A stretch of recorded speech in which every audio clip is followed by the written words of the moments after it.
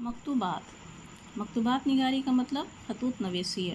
مکتوب نگاری کا بنیادی مقصد تحریر کے ذریعہ اپنے رشتہ دار یا احباب سے تبادلہ خیال یا ان کی خیریت دریافت کرنا ہے۔ یہ ایک دوسرے سے تبادلہ خیالات کا ایک مؤثر اور روایتی ذریعہ بھی ہے۔ موجودہ دور میں مکتوب نگاری کی اہمیت اس لیے بڑھ گئی ہے کہ اسے ادارہ جاتی سطح پر استعمال کیا جانے لگا۔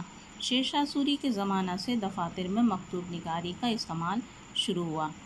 مغلیہ حکمرانوں کے دور میں فارسی زبان میں خطوط نویسی کا رواج تھا۔ اس دور کے تمام بادشاہوں، امراء، وزراء کے خطوط جو فارسی میں تھے ان میں اکثر و بیشتر محفوظ ہیں۔ غالب نے پہلی بار اپنے احباب کو اردو میں خطوط لکھے۔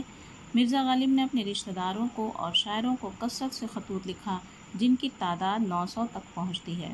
اس کے بعد سر سید حالی شبلی، مولانا آزاد، سید سلیمان ندوی، علامہ اقبال، مہدی افادی، عبد الماجد دریابادی نے بھی اپنے احباب اور متعلقین کو کثرت سے خطوط لکھے جو کتابی شکل میں شائع بھی ہو چکے ہیں اور اردو نثر کے خطوط نویسی کے سرمایہ میں قیمتی اضافہ کی حیثیت رکھتے ہیں۔ فکری اعتبار سے خطوط بالکل ذاتی نوعیت کے ہوتے ہیں کیونکہ اس میں مکتوب نگار اکثر اپنے دلی جذبات کی ترجمانی کرتا ہے اور اپنے ماضی و ضمیر کو تحریر کے سہارے مخاطب تک پہنچانے کی کوشش کرتا ہے۔ مکتوب نگار اپنے احوال کو کوائف کے ساتھ اپنے عہد کے واقعات اور سماج کی بھی ترجمانی کرتا ہے جو بعد میں ایک دستاویز کی شکل میں محفوظ ہو جاتے ہیں۔ چنانچہ مرزا غالب کے خطوط میں ان کے عہد کی تاریخ پر بھی روشنی پڑتی ہے۔ اس طرح ہم کہہ سکتے ہیں کہ دیگر اصناف کی طرح خطوط بھی اپنے عہد کے آئینہ دار ہوتے ہیں۔